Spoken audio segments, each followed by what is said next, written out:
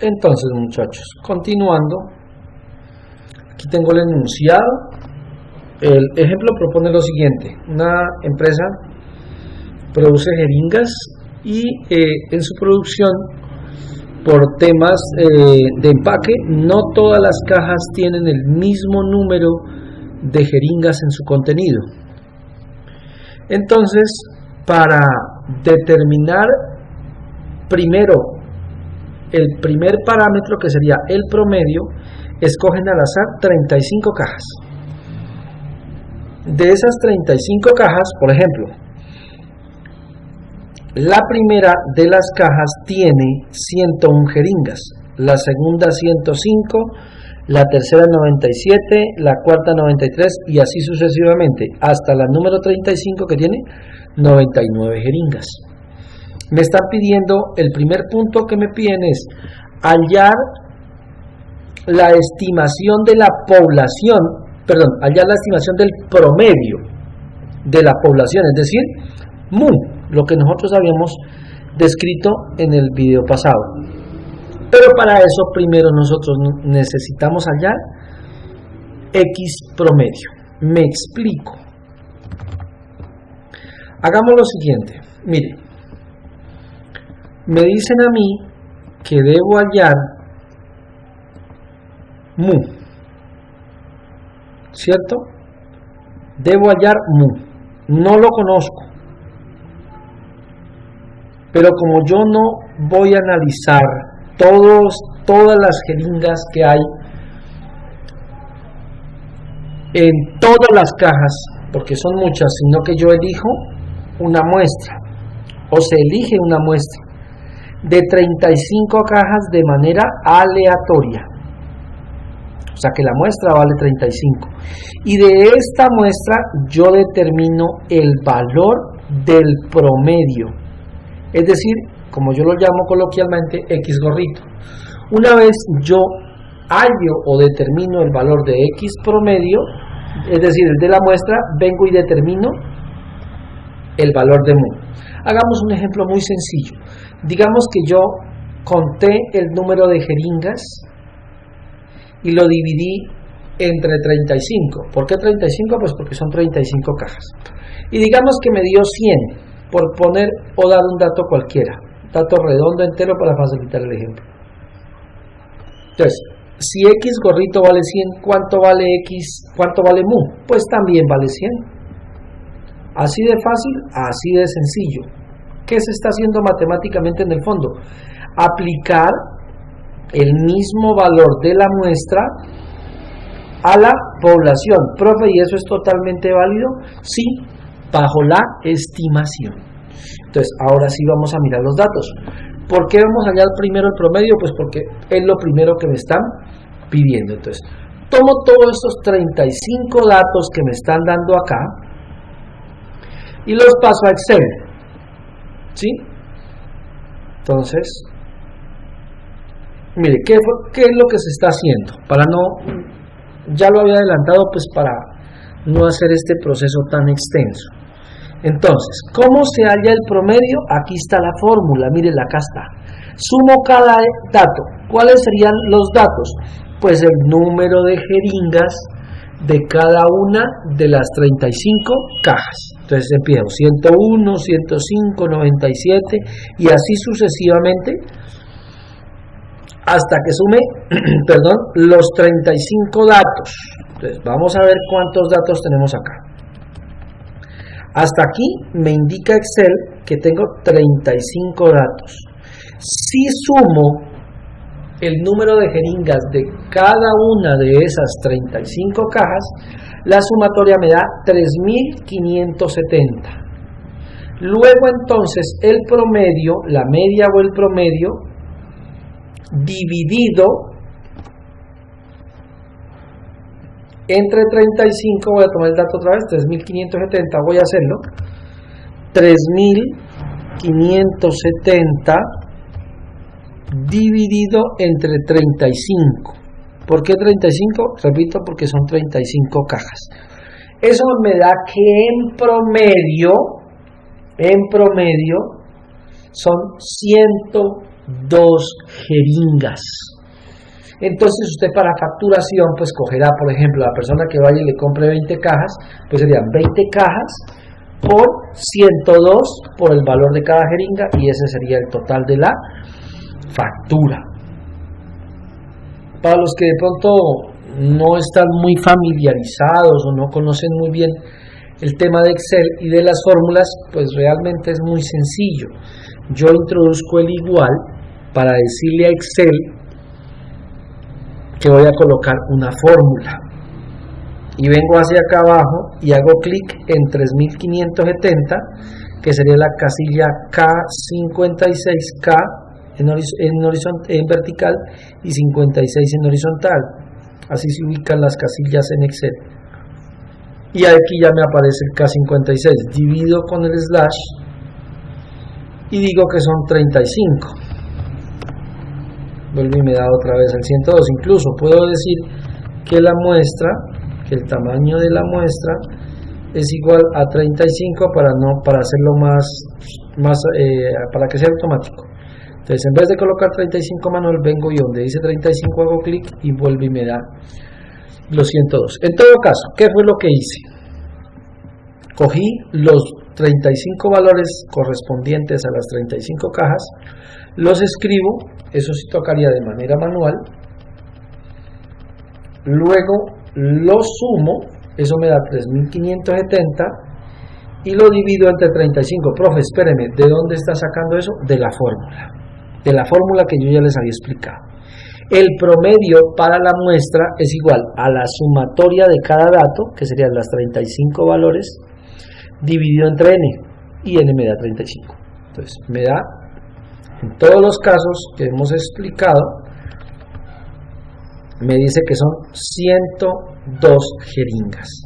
En esa conclusión, para hallar el punto 1, que es el punto de acá, porque ojo, no me está pidiendo X gorrito, es decir, no me está pidiendo el promedio de la muestra, me está pidiendo mu, que es el promedio de la población, pero es demasiado sencillo, porque es simplemente hacer lo que hicimos hace un momento con el ejemplo. Decimos, si X gorrito es igual a 102 jeringas, por estimación, yo también digo que mu, o que el promedio de la población es igual a 102 jeringas.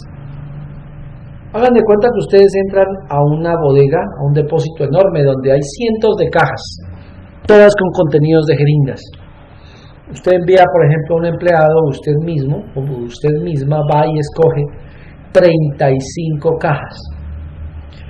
Se ponen a contar cuántas jeringas hay en cada caja y es el resultado que nos muestran acá.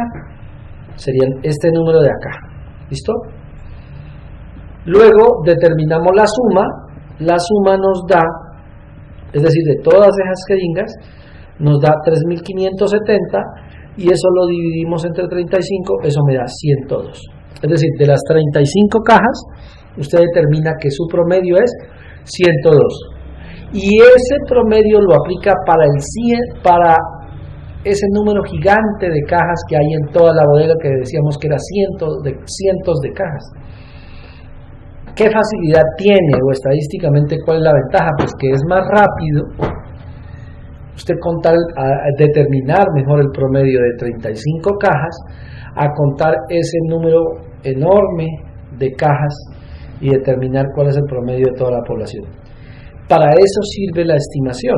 Entonces, a partir del promedio que yo hallo en la muestra, ese mismo valor lo aplico a la población, ¿cierto?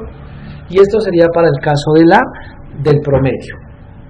Continuando con el ejercicio, porque el ejercicio en su enunciado, en la parte 2, me dice lo siguiente. Suponga que la administración de la compañía de suministros clínicos desea estimar la varianza y o la desviación estándar de la distribución del número de jeringas empacadas por caja. Yo les voy a compartir luego también en plataforma un ejemplo muy sencillo para los que ya se les haya olvidado qué es la desviación estándar. Es sencillo, no es más que un promedio. pero como suena rimbombante y la fórmula lo quiere a uno embolatar, entonces piensa uno que es complejo, pero realmente no lo es. La desviación estándar en el fondo es un promedio. Para eso pasamos primero acá y vamos a hallar la varianza. Eso habíamos dicho. ¿Qué es la varianza? No le pongan cuidado a esta fórmula de acá. La varianza de la muestra es esta. Nuevamente, vamos a hallar la varianza de la muestra y eso lo aplicamos a la varianza de la población. Seguidamente vamos a hallar la desviación estándar de la muestra para con esa aplicarlo a la desviación estándar de la población. Entonces, pongámonos en lo siguiente, mire. Aquí tengo nuevamente una columna con el número de jeringas que hay en cada una de las 35 cajas. Es decir, si yo cuento cada uno de estos 35 datos, cada uno de estos datos, debe darme en el recuento 35, como efectivamente acá me muestra Excel. Muy bien. ¿Hacia qué voy yo? A desarrollar esta fórmula de aquí. Esta es la fórmula de la varianza y la vamos a desglosar, la vamos a hacer por pedacitos. En matemáticas, ustedes deben acordarse de su profesor de colegio que le decía, siempre se debe desarrollar de adentro hacia afuera. Entonces vámonos primero a lo que está en los paréntesis. ¿Qué me dice? Coja cada elemento, cada X, y réstele su promedio. Pero resulta que el promedio, bueno, esta sería la columna. Lo que voy a dibujar en verde, sin contar lo último, porque lo último es la suma, sería esta X de la fórmula. Por supuesto, en el primer caso vale 101, en el segundo vale 105 y así sucesivamente hasta el dato 35. Y el menos el promedio, X gorrito, pero profe, ¿cuánto vale el promedio? Nosotros ya lo habíamos determinado antes. El promedio me dice que vale 102. Muy bien. Pero resulta que 102 es lo mismo, el promedio es el mismo para todos los datos. Entonces lo voy a colocar. No, perdón, acá lo voy a copiar primero como valor.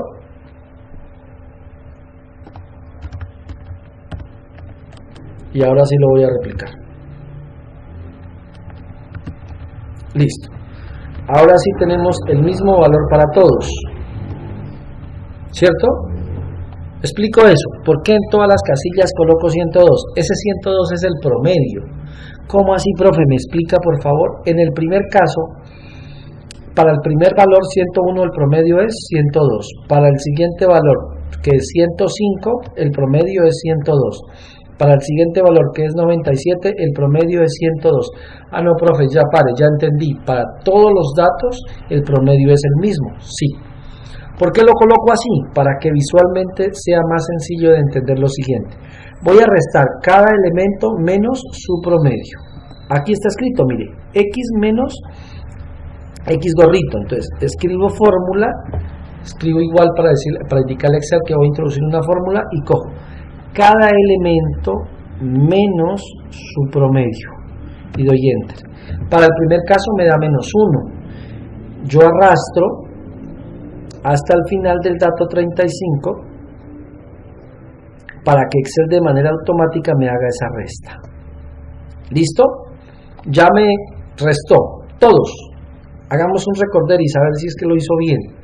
Entonces, por ejemplo, decimos, si a 103 le quito 102 me queda 1, está bien. Si a 112 le quito 102 me quedan 10, está bien. Voy hasta el final, el último. Si a 99 le resto 102 me da menos 3.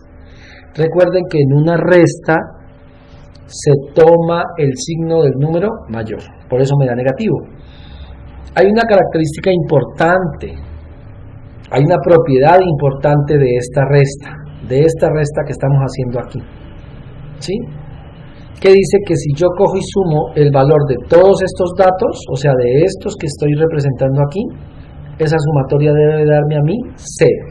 Pues miremos, me paro en la primera casilla en blanco y voy a la función autosuma de Excel. Me aseguro de que las hormiguitas que están caminando en este momento estén indicando todos los números de esa columna como efectivamente está pasando. Doy enter y me da 0. Si me da 0, voy bien. Es una medida para determinar que mi ejercicio va bien. Por eso lo quería explicar. En descriptiva yo me detengo con suficiente tiempo a explicar por qué da 0, por qué hay que elevarlo al cuadrado, por qué hay que hallar la raíz cuadrada para determinar la varianza, para determinar la desviación estándar, perdón. Listo, ya hice la resta de cada dato. Ahora, ¿qué debo hacer? Elevarlo al cuadrado. ¿Para qué? Para quitarle ese signo negativo. En últimas, una resta lo que hace es medir una distancia. Cuando usted, por ejemplo, dice 5 menos 2, le da 3. Quiere decir que de 2 a 5 hay 3. Por ejemplo, 3 pasos. En última, lo que estamos midiendo es una distancia. Como las distancias son positivas, entonces estos valores al multiplicarlos por sí mismos se vuelven positivos. Mire, si yo cojo menos 1, que sería el primer valor, y lo multiplico por sí mismo, pues debe darme 1. ¿Por qué? Porque 1 por 1, 1, y menos por menos, más. Esa, digamos, es la condición que yo explico en descriptiva, pues que acá lo hago un poco más rápido, pero la idea de elevarlo al cuadrado es devolverlo positivo. ¿Por qué? Porque es que esa sumatoria me da 0. Y si siempre me da 0, pues yo con eso no voy a hacer nada. Entonces lo elevo ahora sí al cuadrado. Esos valores me dan positivos. Revisemos algunos, por ejemplo. Menos por menos más, 9 por 9, 81, está bien. 10, más por más, 10 por 10, 100, está bien. Ahora este menos 2. Menos por menos más, 2 por 2, 4, ¿sí? Listo. ¿Qué fue lo que hice? Elevar cada uno de esos valores al cuadrado. Luego, ¿qué es lo que voy a hacer? Sumarlos. Entonces, con la función autosuma, me paro en la primera casilla que está en blanco, vengo y le digo a Excel, hágame una suma, me aseguro que esté sumando todos los 35 datos y le doy enter. Eso me da 1228. Entonces, voy a borrar esto de acá para que no quede nada por allí. Y entonces la varianza, voy a hacerla aquí, la varianza es igual a ¿quién?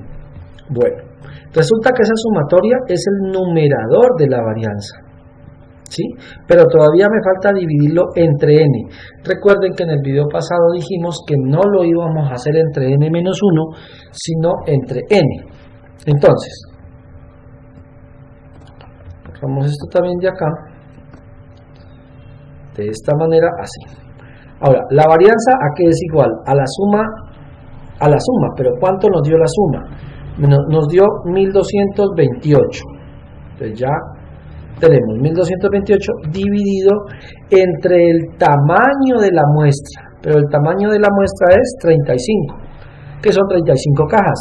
Entonces la varianza a mí me da 35,08. Listo. La varianza como tal a mí no me dice nada. Además que esto me diría, como yo lo elevé al cuadrado, esto me diría jeringas al cuadrado. Pero en la vida real, profe, jeringas al cuadrado no existe. Por eso es que es necesario crear lo que se llama desviación estándar. En la desviación estándar, lo que nosotros hacemos es hallar la raíz cuadrada. Matemáticamente la raíz cuadrada es lo inverso a elevar algo a la 2. Es decir, si usted coge y primero eleva algo a la 2 y luego a la raíz cuadrada, vuelve y le da lo mismo. Es decir, estamos quitando ese efecto de elevarlo al cuadrado. Ah, bueno, profe, pues entonces ¿cómo se hace? Entonces, muy fácil. Igual, raíz, abro paréntesis, ¿de quién? Del valor de la varianza. Cierro y me da que la desviación estándar es de 5,92. Y aquí les quiero explicar algo realmente para qué es que sirve la desviación estándar. Permítanme un segundo. Antes de que se me olvide, para el desarrollo de los talleres y del examen parcial, ustedes perfectamente me pueden decir que ustedes no optan por utilizar Excel. Yo lo hago porque me tocaría instalar una cámara con un trípode y un tablero para poderles explicar como si fuera una clase presencial. Obviamente me facilita mejor a mí o rayar en Paint o en el tablero digital que tiene Microsoft, pero me sale mejor, y creo que a ustedes también, la utilización de Excel. Si usted realmente no quiere porque piensa que no tiene las competencias o que no le gusta Excel, pues usted perfectamente lo pueden hacer a punta de hoja y calculadora, ¿sí? Lo pueden hacer de la misma manera. Por supuesto, en el parcial tendrán y en el taller tendrán que demostrar todas las operaciones como yo lo hago paso a paso, pero hacerlo en Excel pues acorta muchísimo el tiempo y hace pues que los resultados se obtengan, sean más fácil el cálculo y sea más rápido de determinar. Entonces la desviación estándar me dio 5,92. ¿Qué pasa? Resulta que el promedio a mí me dio 102 jeringas. 102 jeringas. Listo. Entonces primero vamos a determinar los rangos. Entonces primero rango máximo. ¿Cómo lo voy a determinar de otra manera para hacerme entender?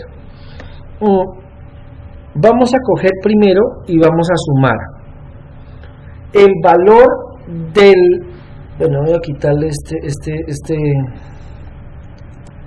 de jeringas, se lo voy a quitar para que quede un valor exactamente numérico, y aquí aparte sí le voy a colocar la unidad que son jeringas. Ahora sí, entonces primero voy a hallar el límite superior. ¿Qué es el límite superior? Ya lo voy a explicar. ¿Cómo se halla?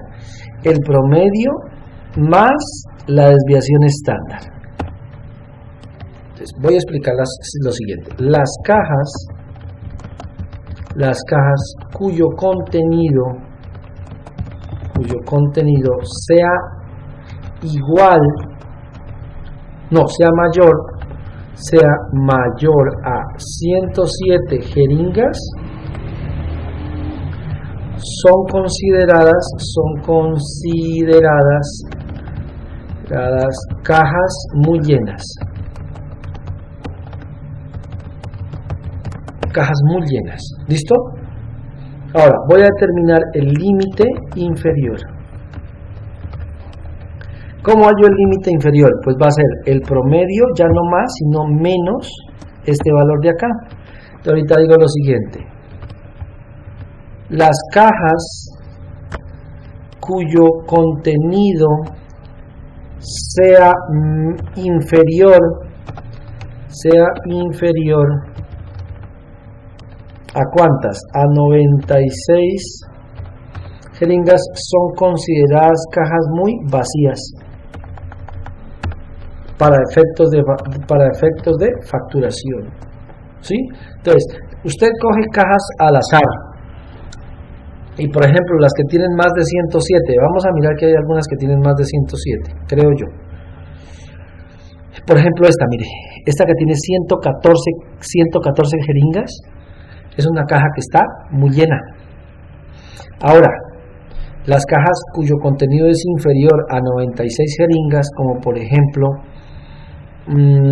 esta de aquí, esta que tiene 93, son cajas que están muy vacías, que tienen muy pocas jeringas. Listo, profe.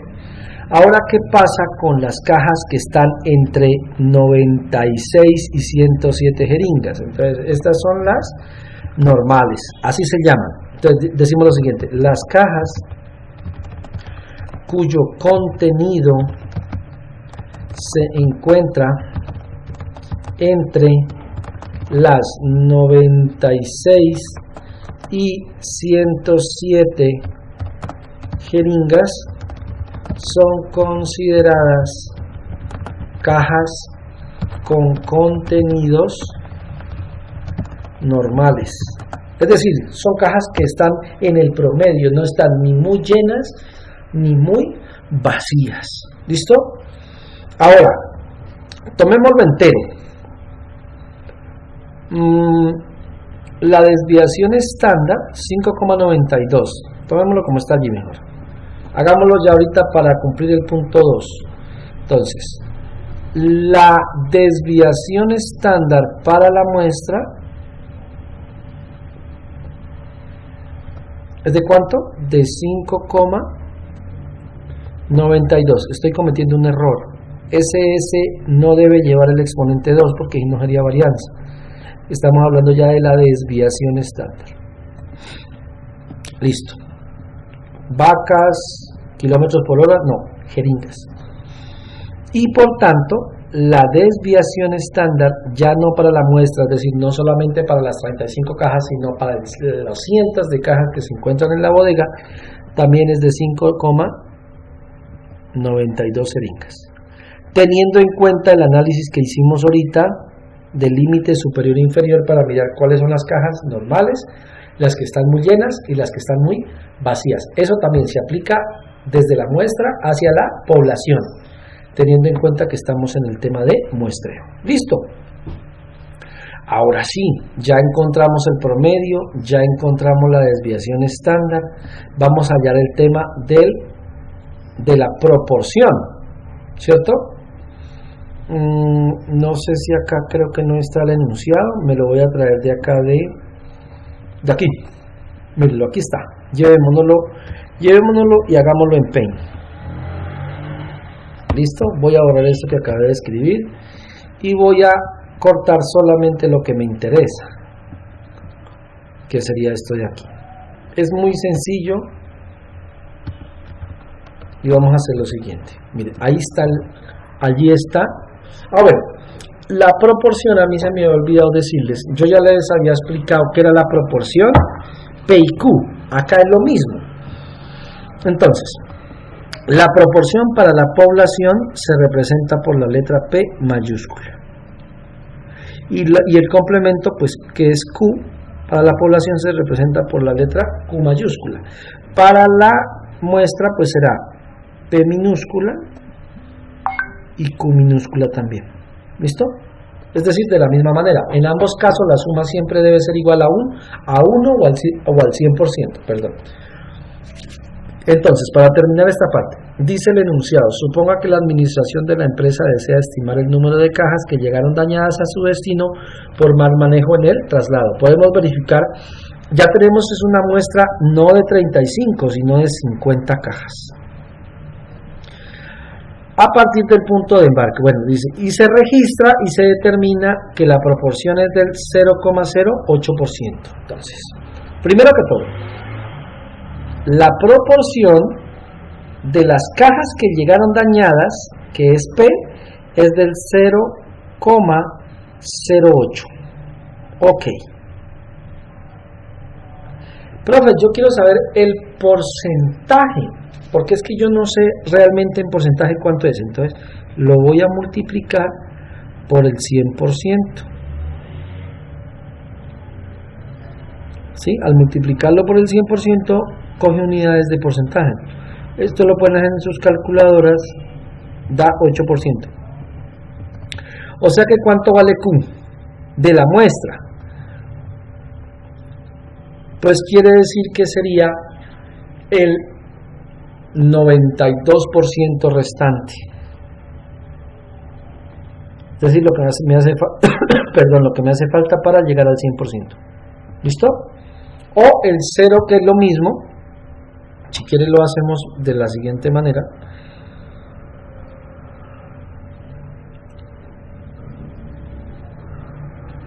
Listo, con paciencia el borrador. Entonces, ¿cuánto me hace falta para llegar a 1? Pues sería 1 menos 0,08, eso me daría 0,92.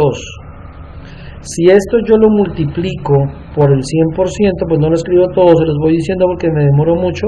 Si lo multiplico por el 100%, esto me da el 92%. Quiere decir entonces que el 92% de las cajas llegaron buenas. Ok. Eso para la muestra. Para la población pues sería lo mismo. Para P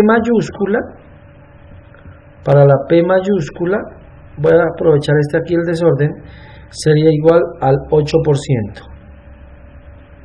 O sea, de las 100 de cajas que se envían, el 8% llegan dañadas. Y Q también, aprovechando el desorden, sería igual al 92%. Ok, profe, realmente en porcentaje no. ¿Cuántas cajas son? Perfecto. Entonces decimos, la proporción de cajas que llegaron dañadas sería igual al total, que serían 50, y eso lo multiplico por el 8%, que sería 0,08. Les he recomendado que en el momento de hacer operaciones las utilicen siempre en decimal, no en cantidades porcentuales. Y esto me da 4. Quiere decir que de las 50, 4 cajas llegan dañadas. Y entonces Q, ¿cuánto es? Pues lo que me falta para llegar a 50. Es decir, llegarían 46 cajas buenas. Y de esta forma yo puedo determinar siempre el número de cajas que llegaron buenas y que llegaron dañadas. Ahora, como para agregarles un plus ahí al ejemplo, suponga que ustedes me dicen que el número de cajas, es decir, n minúscula, son 50 y que llegaron dañadas 6. Me estoy inventando un ejemplo aparte, muy parecido pero aparte. Entonces, ¿cuál es la proporción? Para explicarlo en forma de división, porque no lo había hecho. ¿Cuál es la proporción de cajas que llegaron dañadas? Muy fácil. Abajo siempre va el total. ¿Cuál es el total? Pues 50. ¿Cierto? 50. Y arriba va el número que queremos analizar, es decir, el número de cajas dañadas en este caso. Hacemos la división rápidamente. Yo lo hago aquí en mi celular. Y me dice lo siguiente: si cojo las 6 cajas, divido entre las 50, me da 0,12. Y volvemos y tenemos este dato de aquí. 0,12 es lo que hace un momento a mí me dijeron que era 0,08. Y de ahí para allá, pues ya sabemos nosotros cómo operar, porque es lo mismo. ¿Cuánto sería Q? Pues Q minúscula es lo que me hace falta para llegar a 1. Entonces sería 1 menos 0,12 y eso me daría 0,88. Sí, listo, que sería el 88%. Listo, de esa manera uno determina el tema de la proporción P y Q, que ya lo habíamos explicado antes, pero que ahorita preferí pues explicarlo nuevamente. Espero se haya entendido, muchachos. Ya dejo el taller para que ustedes desarrollen esta parte en plataforma. Les deseo muchos éxitos.